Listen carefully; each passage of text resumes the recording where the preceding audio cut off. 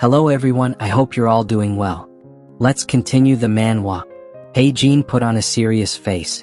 He said he would buy the antique items for 1 million won each. In a firm tone, he continued, "Is 10 million won enough for all of them?" The landowner was shocked.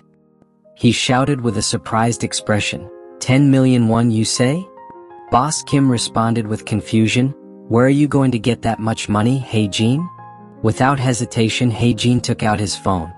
He showed his bank account balance, which was 15.6 million won. "I didn't go to college," he said. "I've been working as a laborer, saving money little by little. Besides, I'm obsessed with becoming rich." He stared sharply at the landowner. "If you agree, I can transfer the money right now. Please prepare a receipt and proof of purchase." The landowner wiped the sweat from his face, looking annoyed. This kid is pretty bold.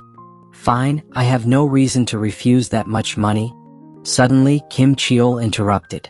"Senior, don't make a hasty decision," he said nervously. But Heijin immediately replied, "What's wrong with the landowner's decision? Didn't you say this porcelain is fake?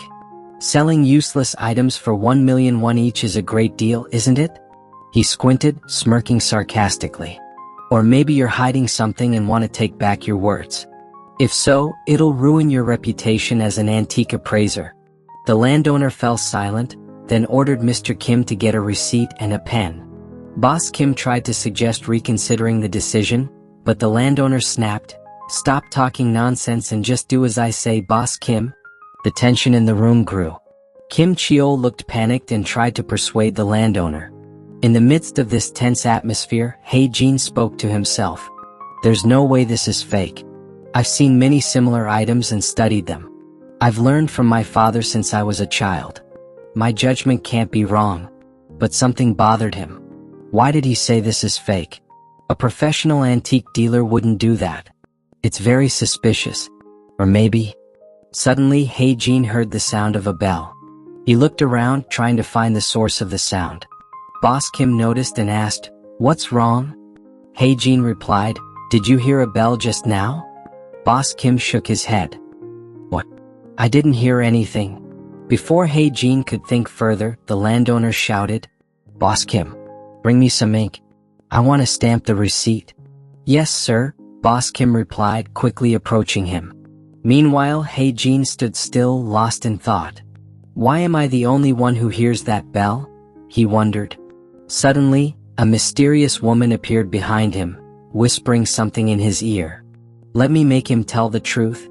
The woman guided Heijin's hand, pointing it at Kim Cheol. A glowing ancient magic circle appeared at the tip of Heijin's finger. But the landowner suddenly turned around. He saw Heijin pointing his finger at Kim Cheol. Angrily, he shouted, "You rude brat. Who do you think you're pointing at?" Heijin was startled. "What's happening?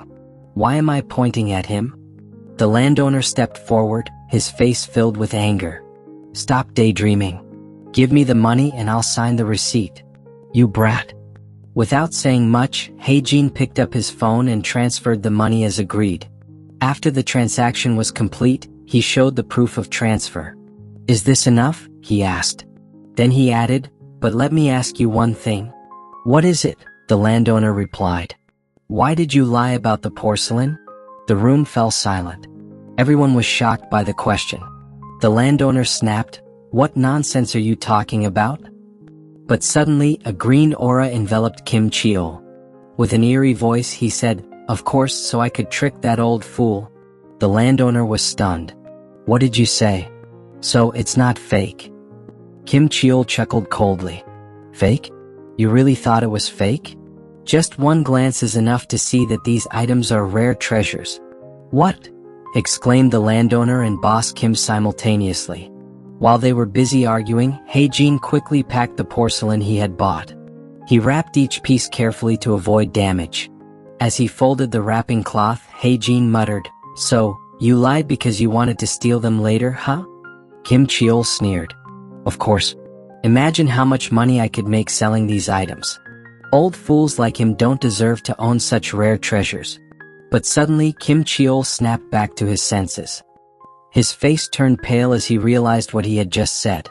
The landowner stormed over, his face red with rage. "You fraud," he shouted, grabbing Kim Cheol's collar. Kim Cheol was speechless, unable to defend himself as the landowner unleashed his fury. Seeing this, Hae-jin gave a faint smile. "Thank you for everything," he said, bowing politely. He also thanked Boss Kim for giving him a box to store the antiques. As Hae-jin walked away, the landowner shouted, "Young man, wait." He tried to catch up. "Let's talk about something," he pleaded. But Hae-jin simply bowed again. "Have a nice day," he said briefly, then left them behind. In the taxi, Hae-jin sat in silence, reflecting on what had happened. The sound of the bell, the mysterious woman, and the truth that spilled from Kim Cheol's mouth. Was that magic? He wondered.